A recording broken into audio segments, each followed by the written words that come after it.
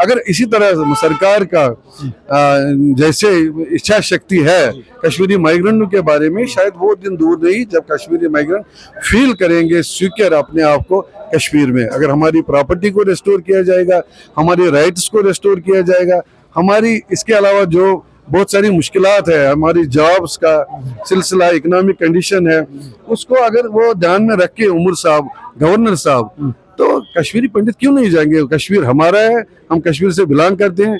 36 साल के बाद ही सही तो हम कश्मीर वापस जाना चाहते हैं।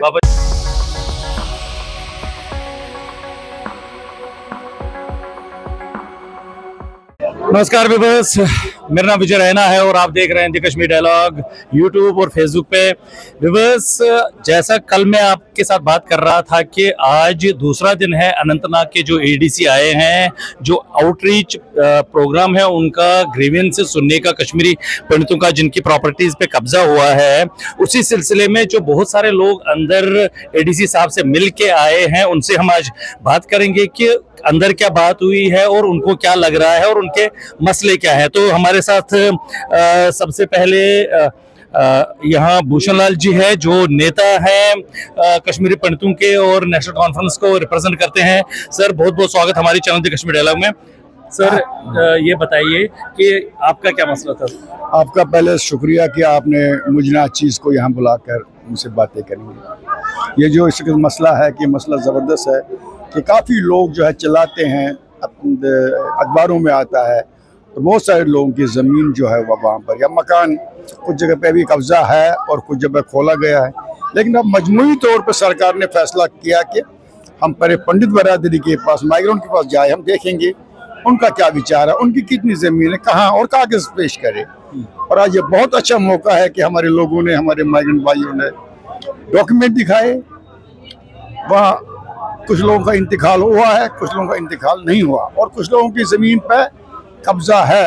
जो काश्तकारी ज़मीन थी वो जो हमें मिली थी, जो कि हमने फॉर्म भरा था लास्ट टाइम, वो इस ज़मींदारी का जो 50% मिला था वापस, वो भी ज़मीन मिली थी। लेकिन हमारे जाने के बाद बहुत सारे रेवेन्यू डिपार्टमेंट में कुछ लोग हैं जिन्होंने कागज़ बनाए, उनके नकली कागज़ बनाए, और वो यहाँ आते, कोई कहता है मैंने दिया है, मैंने लिया है, मैंने ये किया। तो ये इसको क्लियर करने के लिए मुझे लगता है सरकार के पास एक अच्छा सोच है, वो क्लियर करना चाहते हैं। नहीं तो ये एक काला दिवस लिखा जाएगा अगर हम ये इन गरीब लोगों के, इस माइग्रेंटों के इस ज़मीन पे कब्जा करें और कहे नहीं ये हमारी थी, वो थी, ये थी। बहुत गुनाह है, पाप है। आपने सर, आपका अपना मसला क्या था? आप एडीसी साहब से मिल के आए हैं अभी? मैं अभी मिलने वाला हूँ। मुझे अनंतनाग का है, मेरा भी सीरियल आएगा। हमारी भी ज़मीन है, जिबलीपोरा में है, फाजलपुरा में है, और वनी में है, काफी जगह हमारी ज़मीन है। हमने उनके साथ जोर ज़बरदस्ती नहीं की। वो कहते हैं आज आएंगे, कल आएंगे, मैं ये लेके आऊँगा, फैसला करूँगा, लेकिन आते नहीं। और ये आज अच्छा हुआ कि आज हम अपने डॉक्यूमेंट्स पेश करेंगे, जो कंसर्न ऑफिसर्स आए हैं वहाँ से, और इंतज़ार करें कि ये लोग क्या करता। अगर फैसला सही हो तो हम उनको सलाम करेंगे, अगर नहीं हो तो फिर तो ये काला दिवस। बहुत बहुत शुक्रिया सर आपका, आपके साथ बात करने के लिए। तो हमारे साथ दूसरे भाई साहब हैं। सर, अपना नाम जरूर बताइए और कश्मीर में कहाँ से हैं आप? मेरा नाम सुंदरीलाल कोल है, कश्मीर में हम विस्सू से बिलोंग करते हैं। सबसे पहले विजय रैना जी, आपके चैनल कश्मीर डायलॉग का बहुत बहुत धन्यवाद। हर बार आप लोगों के बीच में आते हो, लोगों की बातें सरकार तक पहुंचाते हो, एक बड़ा आपका कंट्रीब्यूशन है, इसको कोई भूल नहीं सकता है। आज जो आउटरीच कैंप यहाँ रिलीफ कमिश्नर के ऑफिस में लगा हुआ कल से डिस्ट्रिक्ट अनंतनाग का, ये तो सरकार का एक अच्छा सेटअप है, जो 36 साल के बाद ही सही, लेकिन सही दिशा में ये सेटअप उठाया गया है। क्योंकि सारे कश्मीरी जो माइग्रेंट्स ये कश्मीर नहीं जा पाते थे अपनी कंप्लेंट्स को रजिस्टर करने के लिए। अब सरकार ने, माननीय एलजी साहब ने, माननीय उमर साहब ने ये फैसला लिया है कि respective DCs, additional DCs relief दफ्तर में आएंगे और सबकी बातें यहाँ कश्मीरी माइग्रेंटों की लैंड के बारे में, एनक्रोचमेंट के बारे में, ये जो अपना वार्तालाप करेंगे वो हम सुनेंगे और इसका रिड्यूसल करेंगे। इसी सूरत में मैं भी अपने घर की ज़मीन जो हमारे विस्सू में है अभी, जो अनसोल्ड है, उसमें तो माइनर एनक्रोचमेंट्स है और माइनर स्ट्रक्चर्स उसमें खड़ा किए गए थे, उस बारे में हम आज आए थे। हमने एडिशनल डीसी साहब की नोटिस में लाया है, उनको हमने नकली इंतखाब भी पेश किया है, एप्लीकेशन दिया, फॉर्मेट दिया। और मुझे लगता है जैसे डीसी साहब का हम ये तो उसका अप्रोच बहुत एनकरेजिंग था, उसके स्टाफ का अप्रोच बहुत एनकरेजिंग था। सब अच्छी तरह बात सुन रहे हैं, कागजों को विस्तार पूर्वक देख रहे हैं और जो इन माइग्रेंटों की इच्छा के अनुसार वो इसमें रिमार्क्स लिखते हैं। साथ में एडीसी साहब ने ये भी बताया कि 10 दिन के बाद आपको एक फोन आएगा, इसमें एक हम कवरिंग लेटर बनाएंगे, वो कवरिंग लेटर आपको व्हाट्सएप पर डालेंगे। उसके बाद जो हमारा वार्तालाप रहेगा, जो आपका चिंता करने का विषय है, इसको हम दूर करेंगे। आपकी लैंड को डिमार्केशन भी हम कराएंगे और जो माइनर एनक्रोचमेंट वो भी दूर करेंगे। बहुत अच्छी बात आपने बताई। तो आपको क्या लग रहा है जो अंदर एडीसी साहब ने आपको एक आश्वासन दिया है या डीसी साहब की आपने भी बात की, उनकी प्रशंसा की, तो आपको क्या लग रहा है कि एक पॉजिटिव है और एक उम्मीद की किरण है कि कश्मीरी पंडितों के जो ये प्रॉब्लम्स हैं वो उनका हल हो जाएगा? बिल्कुल, अब ये तो उम्मीद की किरण पर ही तो हम आए हैं यहाँ, और सरकार का भी हमने देखा, इसका भी रोल है। आए हैं हमारे सामने तो एडीसी साहब बैठे हैं अंतना के, यही तो एनकरेजिंग साइन है। और ये एप्लीकेशन लेते हैं, पूरा कंपाइल करके देखते हैं, इस पर अपना सीरियल लगाते हैं, अपना नोट लगाते हैं। This is the greatest development which the government has taken. कुछ दिनों से हम ये इस डायरेक्शन में काम कर रहे हैं। अगर इसी तरह सरकार का जैसे इच्छा शक्ति है कश्मीरी माइग्रेंटों के बारे में, शायद वो दिन दूर नहीं जब कश्मीरी माइग्रेंट फील करेंगे सिक्योर अपने आप को कश्मीर में। अगर हमारी प्रॉपर्टी को रिस्टोर किया जाएगा, हमारे राइट्स को रिस्टोर किया जाएगा, हमारी इसके अलावा जो बहुत सारी मुश्किलात है, हमारी जॉब्स का सिलसिला, इकोनॉमिक कंडीशन है, उसको अगर वो ध्यान में रख के उमर साहब, गवर्नर साहब, तो कश्मीरी पंडित क्यों नहीं जाएंगे? कश्मीर हमारा है, हम कश्मीर से बिलोंग करते हैं। 36 साल के बाद ही सही तो हम कश्मीर वापस जाना चाहते हैं, ये भी लाए हैं। जो अभी जब तक ये पॉसिबल होगा तब तक हमारे सर्वाइवल इश्यूज है, जैसे अभी डिफिकल्टी अभी सब माइग्रेंट्स फील करें नफ्सा के, नफ्सा का डुप्लीकेसी है, नफ्सा का जो ओटीपी आता है, फिर वहाँ बहुत सारे चक्कर करने पड़ते हैं। कल भी हम जगती में देख रहे हैं, यहाँ नान कैंप एरिया में देख रहे हैं, अभी राशन भी उस हिसाब से नहीं मिल रहा है। हमें सरकार से अपील करनी पड़ेगी, ये नफ्सा का जो चक्कर है फिलहाल इसको कंटिन्यूटी में रख लीजिए, but don't make it A prestigious issue कि नफ्सा जिसने नहीं भरा उसको राशन नहीं मिलेगा। राशन कंटिन्यू रखिए, नफ्सा भी चलता जाएगा, हाँ अपडेट करते जाएंगे। मेरी ये आपके चैनल के माध्यम से सरकार से एक अपील है और माननीय कमिश्नर साहब से भी अपील है। बहुत बहुत धन्यवाद सर, हमारे से बात करने के लिए बहुत बहुत धन्यवाद। हमारे साथ और भी हैं भाई साहब। सर आपका नाम क्या है? ध्रुव शंकर कोल। ध्रुव जी कहाँ, कश्मीर में कहाँ रहते हैं? हम रहते थे अनंतनाग में। अनंतनाग में। प्रॉपर अनंतनाग। बताइए आपका क्या मसला है? मसला हमारा ये था, हमारा जमीन था जो एग्रीरियन 1976 एक्ट के तहत आ जाता है, उसका हम वहाँ गए थे, हमने उस मसला जो है वहाँ हल नहीं हुआ। डीसी साहब को हमने एप्लीकेशन दी थी, उन्होंने तहसीलदार को दे दी, तहसीलदार ने फिर बाद में पटवारी को भी एप्लीकेशन दे दी, लेकिन वहाँ कुछ बंदे आ रहे, कहीं नहीं आ रहे। ये एक मसला है, हम भी बार बार नहीं जा पाते हैं। मतलब एक कंसेस हो जाए, मतलब मेरे ख्याल अगर बेटर रहता अगर रेवेन्यू रिकॉर्ड यहाँ ही शिफ्ट करते, हम भी बाय एंड बाय यहाँ आते, लेकिन हाज पाज एट ए टाइम बनाया। सब उनके ग्रीवेंसेस ने 2000 ग्रीवेंसेस है, कितना ये हल करेंगे, कितना कर पाएंगे, कितने के फोन नंबर लिए, कितने को कर सकते हैं फोन, कितने को एसएमएस कर सकते हैं। अभी यहाँ एसएमएस पूरे सब लोगों को भी नहीं आया जिनको बोला था। आप अंदर मिलके? मैं मिलके आया, मैंने देखा। आपको क्या लगा अंदर का? अंदर लगा वो वहाँ बंदे अच्छे बैठे, वो अपनी तरफ से कर रहे हैं कोशिश। मतलब स्टाफ जो है, पैरामीटर जो हम कस्टमर जो है, जो यहाँ के हम जहाँ जा रहे हैं वो ज्यादा है, वो भी कितना है, उसको कितने मतलब ग्रेविटी से सुनेंगे, वो उनके लिए भी प्रॉब्लम है, वो उनके लिए भी प्रॉब्लम हम मानते हैं कि ज्यादा प्रेशर पड़ रहा है। पर हमारे एक चीज का है, हमारे भाई साहब ने सही बोला है कि एक पहल है, अच्छी बात है, कॉन्फिडेंस बिल्डिंग मेजर हो जाएगा इससे। अगर बाय एंड बाय ये प्रोसेस है ये, मगर एक डीसी साहब यहाँ के रिलीफ को ये समझना चाहिए कि सारे ग्रीवेंसेस एट ए टाइम हल नहीं एनरोल हो जाएंगे, क्योंकि कहीं में कई विचारों को पता नहीं। जिस हिसाब से आपको और एक बात बढ़ाना चाहता हूँ, इसके साथ क्या उर्दू रिकॉर्ड है, ये जनरेशन जो है हिंदी पढ़े हुए है, इंग्लिश पढ़े हुए, कई बार है, कई को फिर कई को बोलते हैं समझ में क्या नहीं है, वो भी समझना है। अगर एक रेवेन्यू रिकॉर्ड यहाँ एक प्रोसेस यहाँ दफ्तर में हो जाता है, आस्ता आस्ता हम भी वहाँ जाएंगे। आखिर हमारा घर है कि जिस हिसाब से आप अंदर मिल के भी आए, जिस हिसाब से भीड़ यहाँ है लोगों को, आपको लग रहा है कि ऐसे जो आउटरीच प्रोग्राम से बार बार होने चाहिए। हाँ बिल्कुल, जो आपकी बात सही है, ये आउटरीच प्रोग्राम होना चाहिए, तभी तो ये कार्यक्रम सक्सेसफुल हो जाएगा।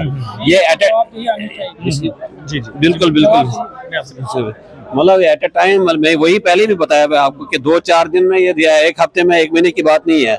आप देखो कितने माइग्रेंट्स हैं, एनरोल कितने हैं इनके पास, कितने ग्रीवेंसेस होंगे, सब उनकी जमीन है वहाँ, सब उनका वहाँ है। एक चीज है, कॉन्फिडेंस बिल्डिंग मेजर का एक पहल है, उसको आपको लग रहा है कि जो आप बता रहे हो इस जो एग्रीगेरियन एक्ट के अंदर 1976 में जो हुआ था उससे रिलेटेड आपके इश्यूज हैं, तो आपको लग रहा है कि सुनवाई हुई और आगे आपका मसला हल हो सकता है? हाँ, उन्होंने वो एप्लीकेशन ले ली, कितना हल होगा वो भगवान ही जानता है। उम्मीद की किरण पर हम बैठे हुए हैं, बाकी कुछ नहीं। हम ये नहीं चाहते, हम उनको भी कुछ, जो भी उनका हक है कानूनी तौर पर, वो उनको भी मिल जाए, जो कानूनी एग्रीगेशन हमें है वो भी मिल जाए। अगर थोड़ा हम ही कुछ कंपनसेट हम ही करेंगे उनको, थोड़ा अगर हमें काम ही दे देंगे, लेकिन हम भी मजबूर है इस वक्त, थोड़ा बहुत हमें भी, हमारे बच्चे हैं, उनको मकान की जरूरत है, बाकी चीज की जरूरत है। अगर थोड़ा वो भी हमारी प्रॉब्लम है, हम उनकी प्रॉब्लम है, एक बैलेंस बन जाए, एक नया आपको क्या लग रहा है कि अगर ये आपका हल हो जाता है, कश्मीरी पंडितों के मसले हल हो जाते हैं, तो कश्मीर जाना या वहाँ रहना पसंद करना चाहेंगे? हम तो करना है, ये तो हमारा मादरी वतन है, क्यों नहीं करेंगे? वो हमारा मादरी वतन है, वो हमें कभी नहीं भूल जाएंगे। हमारे रूम में बैठा है वो हमारा मादरी, हम कहीं भी जाएंगे, हम वेला कितने भी हो जाएंगे, लेकिन मादरी वतन जो है वो दिल में बैठा हुआ है, उसको हम नहीं छोड़ेंगे। देखिए, जो ये बहुत सारे लोगों को मैं बताना चाहता हूँ जो बोलते हैं और जो हमारे चैनल पे कमेंट करते हैं कि आप लोग मुफ्तखोर हो, न जाने क्या क्या बोलते रहते हैं, आप डरपोक थे, आप भाग आए वहां से और जाना नहीं चाहते हो, बस मुफ्त का कुछ राशन लेते हो। आप देखिए कि जितने भी लोगों से मैं यहाँ बात कर रहा हूँ, हर एक चाहता है अपने घर वापस जाना, क्योंकि हम कश्मीरी हैं और कश्मीर हमारी मादरे वतन है, मातृभूमि है, हमारी जन्मभूमि है और हमें वहां वापस जाना है। इन्हें बहुत अच्छी बात बताई, आपका बहुत बहुत धन्यवाद हमारे से बात करने के लिए। हमारे और एक भाई साहब हैं, सर अपना नाम बताइए। दिलीप कुमार रहना है। दिलीप जी कहाँ रहते हैं? शोपियान में रहते हैं, मेमंदर गाँव है जी। हम ऑलरेडी कमिश्नर साहब से भी मिले बहुत दफा, हम यहाँ पर मिले। हमने सबसे बड़ी ये है कि यहाँ पर कुणाल शर्मा थे, पिछले 2 साल से प्रॉपर्टी डील कर रहे थे, नायब तहसीलदार यहाँ पर थे, मगर अचानक उनको 2 दिन पहले ट्रांसफर किया गया और उसकी जगह जो नए अफसर्स लाए गए हैं, उनकी नॉलेज में कुछ भी नहीं पता है कि जो 2 साल से हमने कार्रवाई की उसके बारे में उनको कोई इल्म नहीं था। हमने डिप्टी कमिश्नर के पास गए थे 2025 में, हमने उनको सारी स्टोरी सुनाई और मौके पे हमने दिखा दिया उनको। तो लास्ट में उन्होंने यही बोला कि आपकी जमीन आबादी दे है, जो कि वहाँ के तहसीलदार बशीर अहमद खटक, तहसीलदार शोपियान, उसने 2024 में वही रकबा इकबाल बाबा के बच्चों को मिल्कियत दिखाई है और हमने वो डॉक्यूमेंट सारे प्रोड्यूस किए टीस साहब से और उम्मीद है कि जो कागज उन्होंने देखे हैं तो उस पर वो कार्रवाई करेंगे। परसों यहाँ शोपियान हम उनसे मिले, हमने उनको वो डॉक्यूमेंट दिए जो उन्हें म्यूनिसिपैलिटी में भी दिखाए हैं और तहसीलदार सिर्फ ये कह रहा है कि वहाँ का टीम का आपका कोर्ट में केस है, कोर्ट से केस वापस ले जाओ फिर आपका मसला हल करेंगे। जबकि 2024 में जून 24 में तहसीलदार शोपियान ने उसी रकबे आबादी 493 में मिल्कियती रकबा इकबाल बाबा के बच्चों को टेम्परिंग किया है। टेम्परिंग क्या म्यूनिसिपैलिटी में लिखा है ये कि म्यूनिसिपैलिटी में उनको डॉक्यूमेंट दिए हैं कि ये इनका मिल्कियती रकबा है और आज वो कह रहा है हमें, जबकि हमें बोल रहा है आप ये आबादी दे है और आपका कोर्ट में केस चल रहा है, मैं इसमें कोई डिस्पोजल तब तक नहीं करूंगा जब तक ये आप कोर्ट में हाजिर नहीं हो जाओ। एक बहुत बड़ी जो प्रॉब्लम्स है, कश्मीरी पंडित की प्रॉपर्टी को किसी तरीके से डिले टैक्टिक्स यूज करना, कोर्ट में जाते हैं, कभी हाई कोर्ट जाते हैं, फिर डबल डैमेज में जाते हैं, कहीं और जाते हैं लोगों को, क्योंकि उनको पता है कि कश्मीरी पंडित इकोनॉमिकली बहुत वीक है, वो हाई कोर्ट नहीं जा सकता, कोर्ट में बार बार आ नहीं सकता। हम कोर्ट में भी गए, मगर वहाँ का एमएलए साहब जो वहाँ एमएलए जीत कर आया मोहम्मद यूसुफ कुल्ले, उसने एडवोकेट करके दिया उसको, इकबाल बाबा के बच्चों को उसने एडवोकेट वहाँ कर, और उसने हमें भी बोला कि ये मेरा पंचायत का मेंबर था, मुझे उसका देखना है। हमने कहा गलत नहीं, ठीक है, कपाल पोस्टन में हम उसे मिले थे, हमने कहा था आपका एमएलए साहब हैं, आपको सबों ने वोट डाला है और आपको ये नहीं करना चाहिए ऐसे। तो MLA साहब का मतलब ये थोड़ी है कि किसी भी जमीन को आप सर हमने Unfair सारे means से आप हमने वो- सारे हमने डिप्टी कमिश्नर, हमने गवर्नर साहब, हमने हर किसी रिप्रेजेंटेशन दे दिए और डॉक्यूमेंट भी दिए। हमने FC साहब को भी पिछले दोनों डॉक्यूमेंट दे दिए कि एंक्रोचमेंट जो हुई है वो तहसीलदार की गलत। अभी की क्या स्थिति है? अभी स्थिति यह है कि हमने वो म्यूनसिपलिटी के डॉक्यूमेंट DC साहब को यहाँ दिखाए। हमने ऑलरेडी उनको इसके बारे में बोला था। आज हमने प्रैक्टिकली उनको डॉक्यूमेंट भी दे दिए और ऐसे हालात में हम म्यूनसिपलिटी से डॉक्यूमेंट लाए और तहसीलदार साहब DC साहब की नोट्स में नहीं है कि इसने म्यूनसिपलिटी में कागज कैसे लाए, कैसे दिए। तो आपको और उम्मीद तहसीलदार- अब उम्मीद है आपको जो यहाँ से हम ADC यहाँ साहब पर- मिले? हम ADC साहब से यही गुजारिश की थी, जो पांच आदमी इसमें मुलव्वस हैं, जिन्होंने ये सारा खेल खेला है वहाँ, तो उनको इमीडिएट आप सस्पेंड कर दो, क्योंकि हमने आपको डॉक्यूमेंट एविडेंस सब कुछ दे दिया। हमने इनको टाइम दे दिया, मगर उन्होंने यही कहा कि हम जो उस कश्मीर जाएंगे, शोपियान जाएंगे, हम वो फिर दोबारा चेक करेंगे, म्यूनसिपलिटी डॉक्यूमेंट चेक करेंगे और सब कुछ, उसके बाद हम एक्शन लेंगे। एक्शन लेंगे। तो एक उम्मीद है। हाँ, मैं तो उसने जी, बोला जी, है जी, कि जी। हम करेंगे। बहुत बहुत धन्यवाद सर हमारे से बात करने के लिए। भाई साहब मैं चाहूंगा आपसे भी बात करूं। सर हमारे व्यूअर्स को अपना नाम बताइए और कश्मीर में कहाँ रहते हैं? मेरा नाम वीर जी रैना है। मैं रहता हूँ नानियल डिस्ट्रिक्ट अनंतनाग। ठीक है, नानियल मटन के साथ ही पड़ता है गांव, वहीं रहता हूँ। बताइए अपना मसला, आपका क्या है मसला है? हमारा मसला है कि हमने जमीन अटारी बेस पे एक बार दी थी, 2000 के करीब लगभग डेट है, परफेक्ट टाइम डेट पता नहीं, मैं बता के उसे बता सकता हूँ। जी, मेन चीज है कि उस टाइम साथ में ही हमने मदर ने रिवोक किया कि हमने जमीन बेचनी नहीं है। फिर उसके बाद मदर के हमने फिर उनको बता दिया कि हम पेमेंट वापस जो जमीन में वापस दे दें। तब से ऐसे मसला चल रहा। तो उसके बाद हमने क्या किया, हमने हाई कोर्ट में केस किया था इसके पीछे। तो उसमें हाई कोर्ट में ऑर्डर निकला था DC साहब के ऊपर। उन्होंने बोला इसमें इंटरवेंट करके इनका मसला हल क्लियर करके दे दो। तो आज तक DC साहब ने कोई एक्शन नहीं की है, कोई 1.5 साल हो गया तब से। जी, जी। क्योंकि गवर्नमेंट के पास हमारी सुनवाई नहीं है। जमीन के जो आपकी थी उसमें टेम्परिंग तो नहीं हुई, पर उनका इंतकाल वगैरह तो नहीं हुआ? नहीं, कोई कागज वागज किया। उन्होंने ट्राई की थी एक बार, तो फिर हमने उसमें ऑब्जेक्शन डाली, तो तो अभी कागज नहीं कर डॉक्यूमेंट सके। आपके नाम ही है? डॉक्यूमेंट हमारे फादर के नाम है। हमारे नाम भी नहीं है, हमारे फादर के नाम है। हाँ, हाँ। क्योंकि हमारा अभी इंतकाल नहीं हुआ है। माइग्रेशन के बाद हमने यहाँ अभी पहले आपने ADC साहब से मीटिंग हुई कि अभी नहीं? अभी मेरी यहाँ पे नहीं हुई है, इसलिए हम आए थे यहाँ पे मिलने आज। तो अभी हुई नहीं हमारी मीटिंग यहाँ पे। तो आप क्या चाहते हो ये बताइए? हम ये चाहते हैं कि हमें लैंड वापस मिलनी चाहिए, क्योंकि जब हमारे बुजुर्गों का मतलब इजाजत नहीं है, हम तो बेच नहीं सकते और हमारे नाम पे है भी नहीं अभी वो। इसलिए हमें लैंड ही चाहिए वापस। बेशक उस टाइम हमने अगर पेमेंट चाहे तो हम पेमेंट आज भी वापस है, अदरवाइज उन्हें फसल भी आज तक खाया उसका। अभी तक इतने साल से फसल खा रहे हैं उसका, वो बना रहे खा रहे। तो हम बोलते हैं हमें लैंड हमें वापस चाहिए अपनी। हमारी यही तो देखिए व्यूअर्स, मैं सबों को ये बोलना चाहता हूँ कि आप देखिए कि किस तरह से यहाँ इतनी भीड़ है। मैं आपको थोड़ा सा दिखा भी दे रहा हूँ, पीछे देखिए आप कितने लोग हैं, ये लाइन लगी हुई है। ये अनंतनाग डिस्ट्रिक्ट के जो है आज सेकंड डे है और जितने भी हम लोगों से बात कर रहे हैं मैक्सिमम लोगों का यही प्रॉब्लम है कि उनकी ज़मीनों पे कब्जा है, इलीगल म्यूटेशंस हैं, एनक्रोचमेंट्स हैं या टेम्परिंग हुई है डॉक्यूमेंट्स। तो यही ज़्यादातर मसले हैं और हम देख रहे हैं कि जैसा हमने लोगों से बात की तो 2000 के आसपास जो एप्लीकेशंस आई हैं और बहुत सारे लोग तो अभी कनेक्ट ही नहीं हो पाए हैं।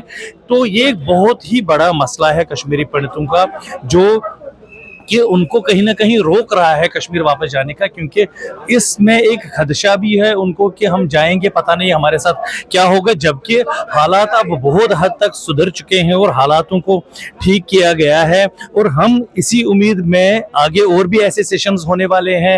अभी कुलगाम 2 दिन बाद आने वाला है, तो हम इन पे जो है और कवरेज करेंगे। और जो व्यूअर्स हैं हमारे, जो ऑल ओवर वर्ल्ड में हमें देखते हैं, हमारी चैनल को सुनते हैं, उन सबों को मैं रिक्वेस्ट करना चाहूंगा कि हमारे चैनल को सब्सक्राइब करें, वीडियो को लाइक करें, शेयर करें और ज़्यादा से ज़्यादा फॉलो भी करें। और आप लोग क्या कहते हो कि कश्मीरी पंडितों को क्या करना चाहिए? कश्मीर वापस जाना चाहिए, अपनी ज़मीन वापस लेनी चाहिए, वापस जाने का क्या तरीका होना चाहिए और आप लोगों का सपोर्ट क्या हो सकता है?